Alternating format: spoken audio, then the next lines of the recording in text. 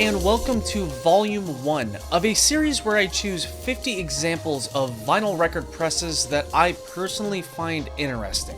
All you really need to know is, number 1, within each part I won't be repeating any bands/artists. Number 2, the records are in no particular order. And number 3, there are no specific qualifications to get onto my list. The record just has to interest me, that's it. So, with that said, let's get into it.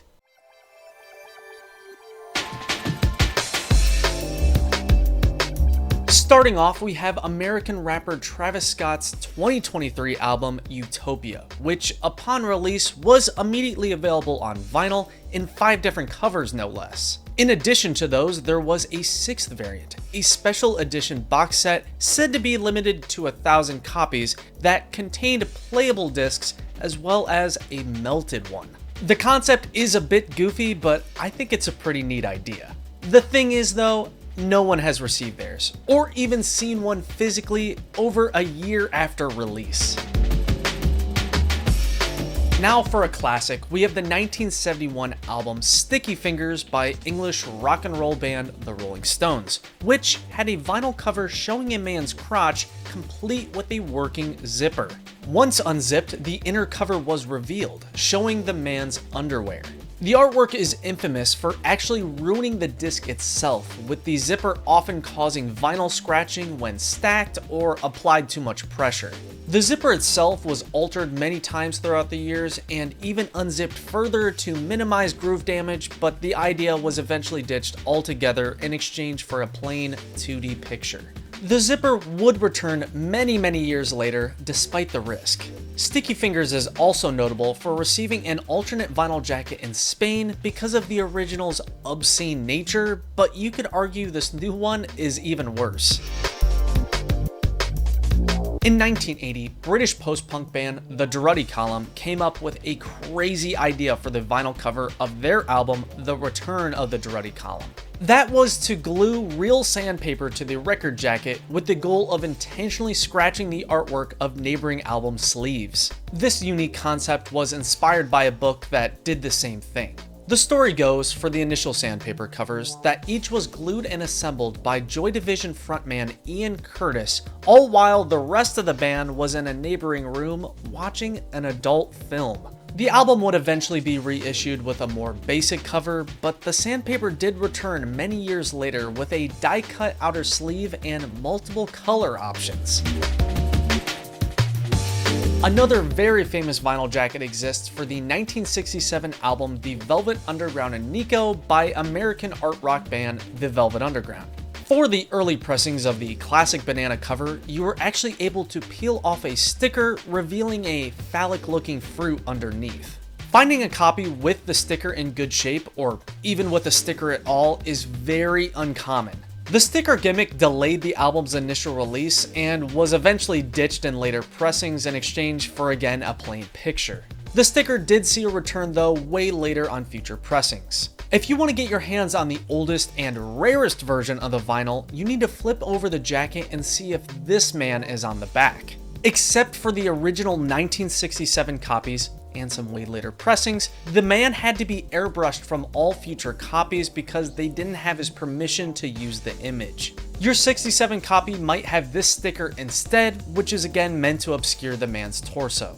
Out of all versions, my personal favorites are the ones where the banana sticker placement was completely shanked. Ambiguous imagery was also present on the 1974 album Hard Labor by American pop rock band Three Dog Night. For the cover of the vinyl, the band wanted to depict the birth of a record. This was achieved via an image of a woman in a delivery room with a vinyl record over her you-know-what.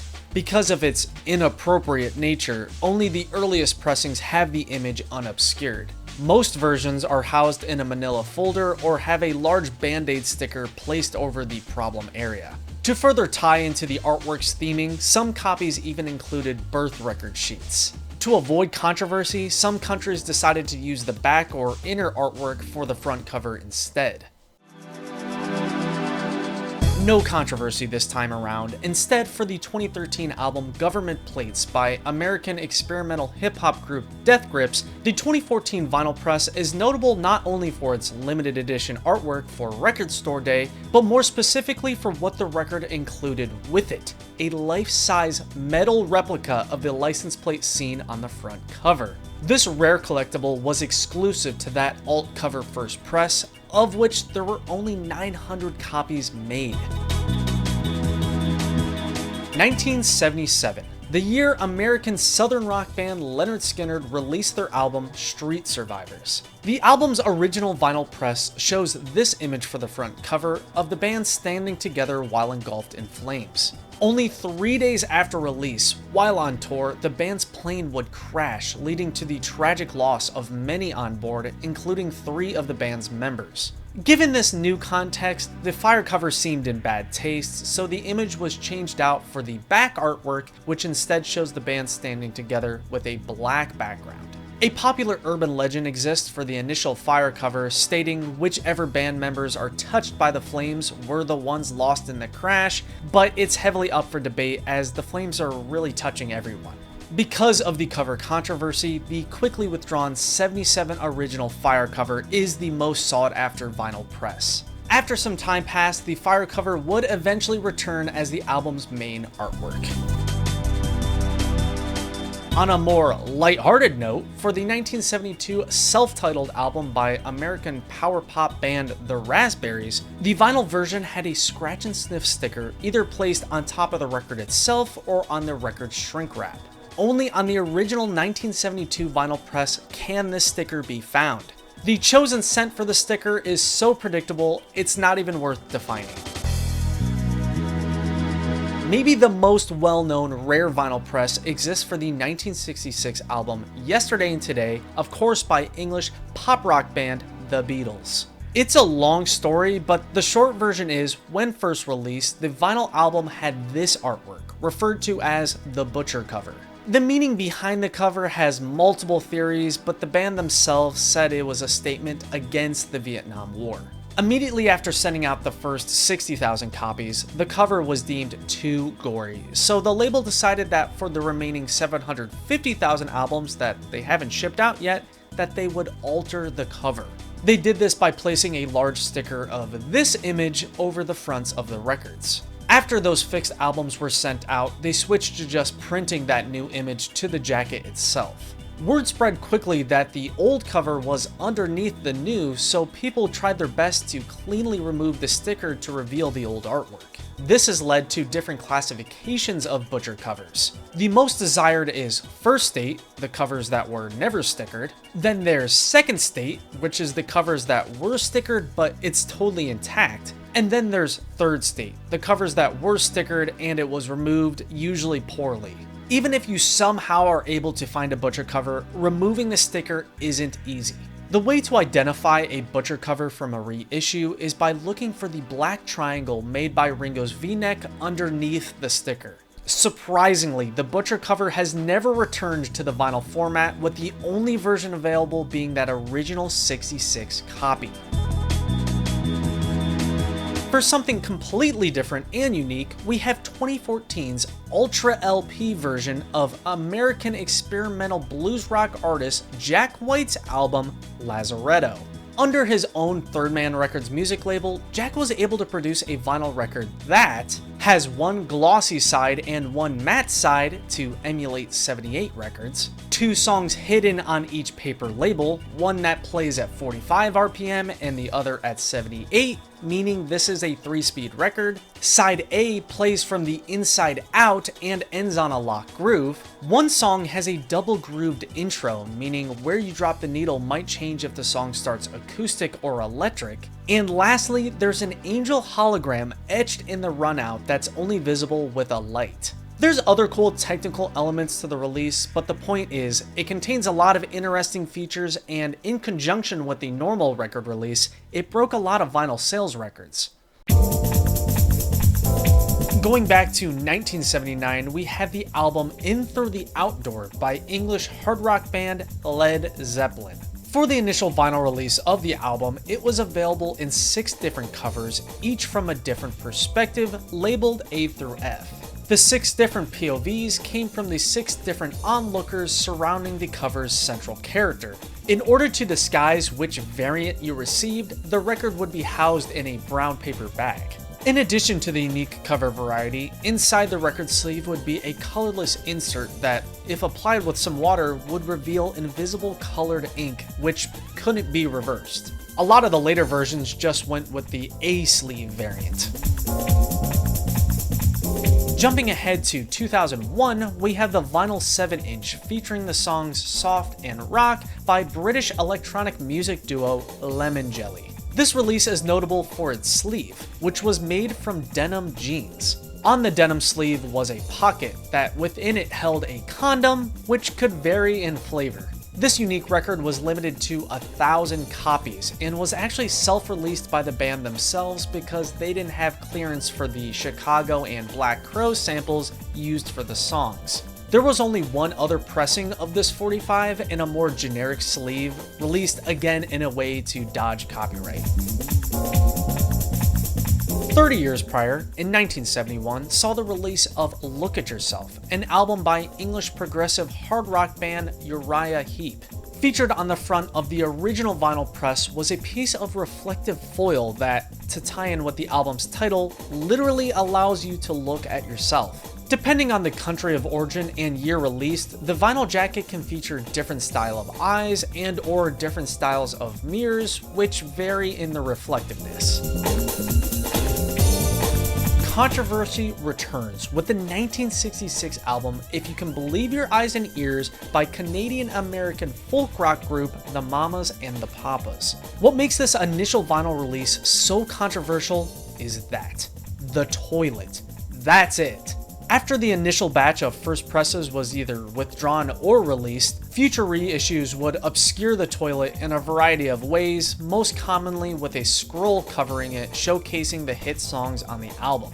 As you can guess, the original uncensored toilet cover is the most desired pressing, with copies going for significantly more than the easy-to-find censored versions. After eventually realizing that a toilet is such a ridiculous thing to censor, the porcelain pressing returned. How's this for a gimmick? For the 2018 album Heaven and Earth by American jazz saxophonist Kamasi Washington, the album was advertised as a 4-LP set, when in actuality there were 5 records within the gatefold. Where was this mysterious 5th record? Well, it was within the sleeve itself, requiring you to physically cut it free. The music present on the disc was a companion EP that, once discovered as a hidden record, was released on all other platforms. Another very well-known vinyl release comes from 1972 by American-Canadian comedy duo Cheech and Chong with their album Big Bamboo. To play into the duo's stoner image and album artwork inspiration, all early record releases of Big Bamboo came equipped with a giant piece of real rolling paper. Because of the era this was released in, many of the papers were used for their intended purpose, making it tricky to find an original copy with the rolling paper included and untouched. A year later, 1973, saw the release of the album Catch a Fire by Jamaican reggae band The Wailers. When first pressed to vinyl, the record jacket was meant to replicate the look and functionality of a Zippo lighter. This unique hinged opening was exclusive to the first 20,000 copies, with all subsequent releases going with a more basic cover of frontman Bob Marley smoking a joint. The Zippo cover was discontinued because of the high production cost of hand assembling all those rivet openings. Despite how insanely fragile the original Zippo cover was, its undeniable charm earned it a reissue many years later. On a completely different note, we have the 2022 vinyl single for the song Out of Time by Canadian pop artist The Weeknd. What makes this release so crazy is that's not a picture disc, that's a real saw blade. In collaboration with New York-based art collective Mischief, The Weeknd decided to release this single as part of a limited set of 25 real blades that, according to the promo video, you can actually use, but in the fine print they make it clear, don't do that. You might think this is a pretty cool and clever idea for a release until you find out the only way you could acquire one was by entering an auction, with a starting bid of $1,000. In 1977, English symphonic rock band Electric Light Orchestra dropped their classic album Out of the Blue. To tie in with the album's iconic cover, early vinyl presses of the album included a scaled-down cardboard version of the spacecraft featured on the jacket that, once assembled, could be placed on top of a spinning record to emulate the movement of a real-life space station. To celebrate the 30th anniversary reissue of American grunge band Alice in Chains' classic 1994 EP Jar of Flies, the band released a limited edition clear record filled with actual dead flies. Only 150 were made, each of which came with a disclaimer noting how they were each handmade, how the fly locations are not static, and how their carcass quality can vary. When originally pressed to wax in '94, Jar of Flies came bundled with the band's earlier EP, Sap, which was so short they decided to fill the empty side with this decorative laser etching. Similar to many previous examples, the 2005 album Illinois by American singer-songwriter Sufjan Stevens received quite a bit of censorship throughout its lifetime. When originally released on vinyl, the cover featured a prominent Superman flying in the background.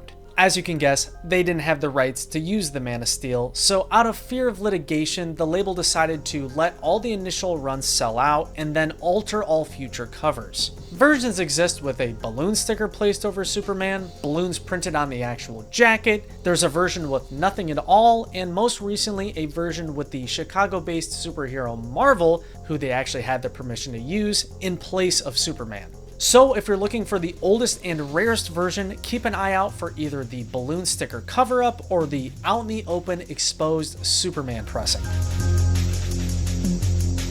A more well-known and more deserved example of vinyl censoring exists for the 1968 album Two Virgins by infamous English-Japanese experimental music duo couple John Lennon and Yoko Ono. Because of the front and back covers simply just being the musicians standing there nude, the record label refused to distribute the album uncensored, and some copies were even seized by police. In order to obscure the nudity, each record was sold in a brown paper bag with a sticker noting the album's title and a hole to reveal the couple's face. Some vinyl versions exist with a sticker over the problem area, and some versions exist with the brown color printed on the jacket itself. Don't worry, as a later reissue did bring back the original cover in its full nude glory, but again in a brown paper bag. American new wave post-punk band Talking Heads decided that for their 1983 album Speaking in Tongues, that they would not only do a normal vinyl release, but they'd also press a limited edition interactive clear vinyl version housed in a clear sleeve alongside 3 colored discs. These 3 translucent discs were meant to be spun around to either match up together or further mix up the collage artwork. This unique piece of vinyl history was limited to 50,000 copies in 1983 and has yet to see a reissue. For a more obscure project, we have the 1999 remix compilation album Additional Productions by German electronic music duo Funkstörung. As possibly a nod to the Druddy Column's infamous sandpaper cover, Additional Productions sports a same-colored, completely foam sleeve. While the original vinyl cover was meant to look like a corporate identity manual, this rare release was meant to look more like acoustic foam soundproofing as a way to cushion neighboring albums instead of destroy them. For American industrial rock band Nine Inch Nails' 2016 EP, Not the Actual Events, its vinyl release is equal part genius, equal part annoying. When the record was first released, fans were surprised to see the plain white sleeve covered in fingerprints. This was done with a black powder to give every cover a slightly different look and to dirty your hands to further smudge up the cover. Some of the vinyl owners hated this concept, while others went further with the idea, using more of the black powder given in that mysterious physical component given to those who pre-ordered the digital version. As a likely spiritual successor to Cheech and Chong's Big Bamboo, the American hip-hop trio the Flatbush Zombies decided that for their vinyl release of the 2016 album 3001: A Laced Odyssey, they'd include not a sheet of rolling paper, but instead a usable sheet of blotter paper, aka those colored squares used to take LSD. The first press exclusive blotter sheet itself is drug-free, but if used for its intended purpose, is said to pair up well with a synced up watch of the Kubrick film that inspired the album's title. To give their 1976 vinyl release of Somewhere I've Never Traveled a unique gimmick, the American progressive pop rock band Ambrosia decided to add several fold-out flaps to the record's jacket that, when combined together, formed this eye-catching pyramid shape. This memorable piece of packaging was exclusive to the first press, with all future reissues having no flaps to speak of.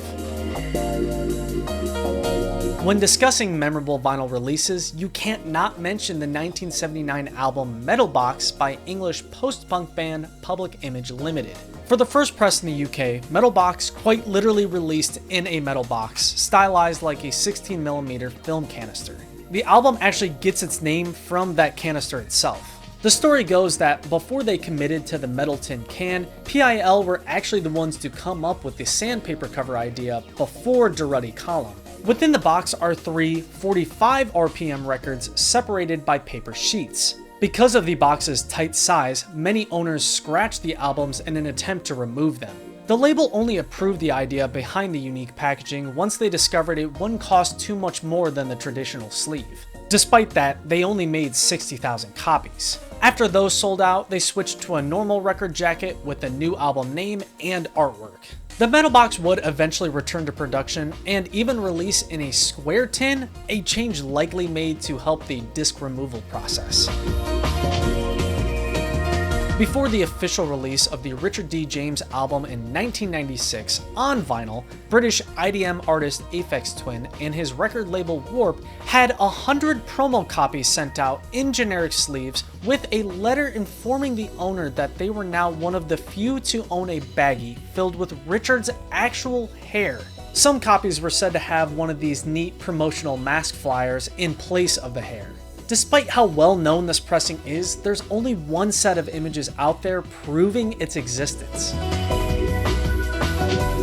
While talking strange inserts, it doesn't get stranger than with the 1982 EP Lungs by American punk band Big Black. The band's frontman, Steve Albini, assembled by hand the first quote-unquote 100 or so records himself and decided as a little treat for fans, he'd toss in some strange bonus items. Possible items found within include, again, hair, as well as bumper stickers, old concert tickets, condoms, blood, Bruce Lee trading cards, pictures of dead people, money, cigarettes, firecrackers, used bandages, Bazooka Joe comics, a loaded squirt gun, razor blades, fish hooks, and other miscellaneous crap. There's no definitive list of all the items included, and there's little to no photo proof, leading me to doubt quite a few of them. It was said that the razor blades and fish hooks were short-lived inclusions because of the high chance of a possible lawsuit.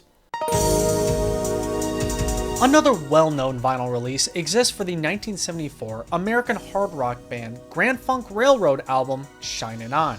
In order to view the two-color 3D effect present on the front jacket, 3D glasses were required. This was made easy for buyers of the first pressing of the album as it had 3D glasses built into the cover itself that you could pop out and use. Even though all vinyl pressings have that same star-shaped glasses graphic, not all have the ability to be removed. Many foreign versions just have the glasses in ink, completely ruining the fun 3D gimmick. For the 1999 album Dope Smoker by American stoner doom metal band Sleep, many cool vinyl versions exist, but none cooler than the 2022 limited edition pressing with cannabis leaves in the vinyl itself. This deluxe release, labeled as the Weedian Hi-Fi Edition, exists to tie in with the album and band's strong affiliation with the medicinal plant. This concept ended up being such a hit that they brought the idea back a year later for another release. In order to procure a real leaf dope smoker, you had to go in-store to a select Third Man record store location. This is because of the potential legal issues of selling this particular album online. I think nearly everyone can agree that the original cover for German hard rock band The Scorpions' album Virgin Killer from 1976 has the most tasteless cover maybe ever. The original sleeve, which I will not display, showcases a barely censored nude 10-year-old girl, and apparently it's unrelated to the album name.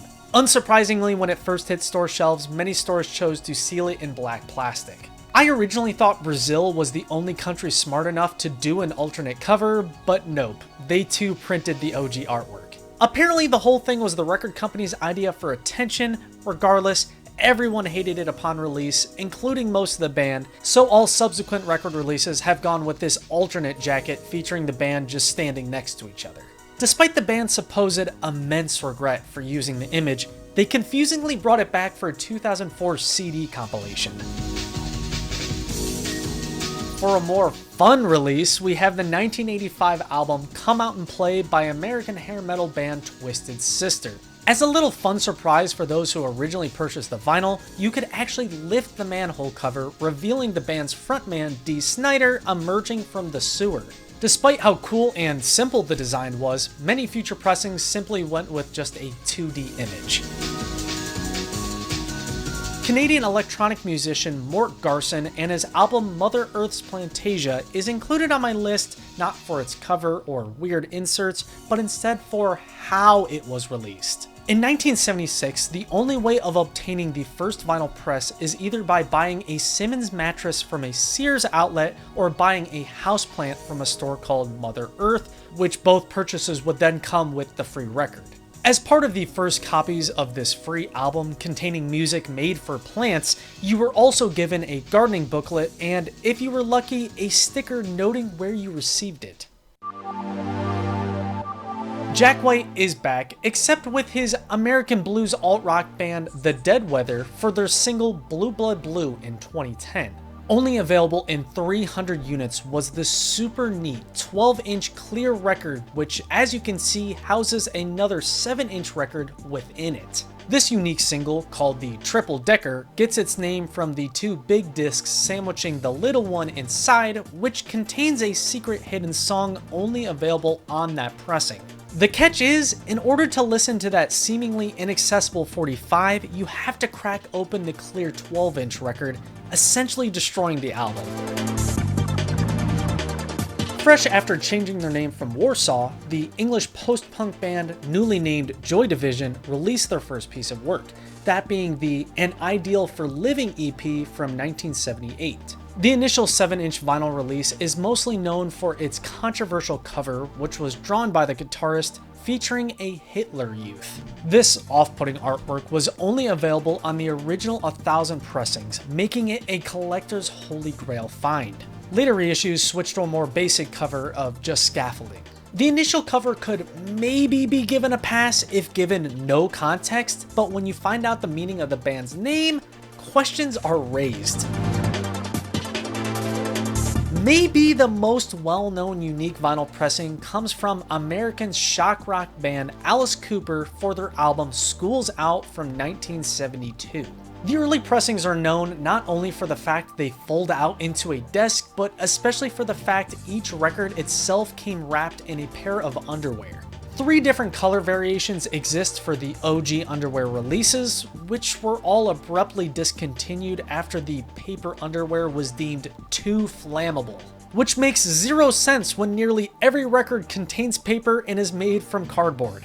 It was said that 500,000 copies were seized because of this strange precautionary measure, and only 250,000 actually were sold. Eventually, the fold-out desk component would also be removed from future pressings, but thankfully brought back alongside new underwear designs. There's rare records, and then there's this, the original 1969 press for the album Philosophy of the World by American outsider garage rock band The Shags. If you aren't aware, this album is deemed one of the worst albums ever conceived, but in a so bad it's good sort of way. For the original vinyl press, the story goes that there were 1,000 made, all of which were commissioned by the band's manager, aka the father of the 3 girls. Instead of receiving all of what he ordered, the dad only ended up with 100 copies, as the man who pressed the albums ran off with the other 900. The remaining 100 discs were said to be sent to radio stations where they received little to no airplay, which isn't surprising if you've heard the music. That extremely limited batch of radio copies only makes this album stupidly rare.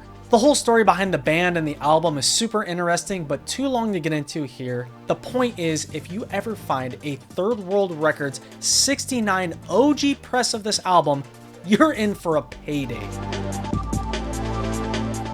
A less rare but undeniably cool piece of vinyl record history comes to us via American hard rock band Kiss with their 1977 album Love Gun. As a way of tying in with the album's name, early copies of Love Gun came with just that, a love gun. Included in the early copies is a cardboard pop-out and assemble style gun that isn't included in every vinyl version, but because of its iconic status, is brought back for most reissues. Nearly 20 years after the initial 1995 release of American rapper GZA's hit album Liquid Swords, it received a limited edition record store day exclusive box set pressing. And this isn't your average box set. Yes, there are cool inserts, but there's also an entire chessboard. This unique 2013 collector's edition is meant to tie in with the album artwork and the many chess-related lyrics rapped on the album. For this classic Wu-Tang affiliated project, other cool vinyl versions exist, like this Marvel Remix cover and interesting sword display singles collection, but for me, you can't beat the built-in usable chessboard. Like me, you might have noticed when finding a copy of British new wave band The Police's 1983 album Synchronicity that the cover kinda looks different than how you remember it. That's because multiple variants were made. Multiple as in 40. As a unique release gimmick, multiple variations of the same cover were made by shifting around the collage images and color strips. Further variants exist with the actual vinyl color. Is it more purple or more brown? The rarity level for most of these is the same except for the black and white ones, the gold, silver, and bronze ones, and especially the artless editions. Those are by far the most sought after. As sort of a tribute to all the different covers, a box set was released years later, including many of the different covers. The exact number of variants is kind of up for debate. It really depends if you consider this a pink strip or a red strip.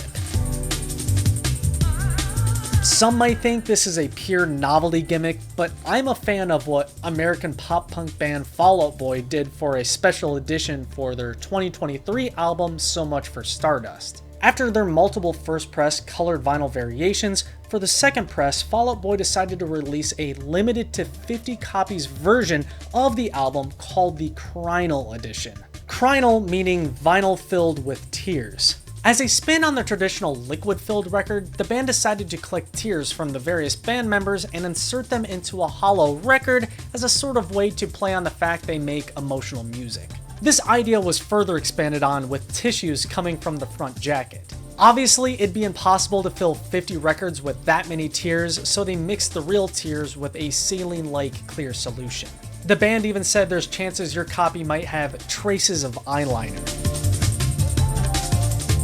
Many might be familiar with the classic 1987 album You're Living All Over Me and how it's by American alt-rock band Dinosaur Jr. But is it though? For a very short time after the album's release, the credited artist was just Dinosaur.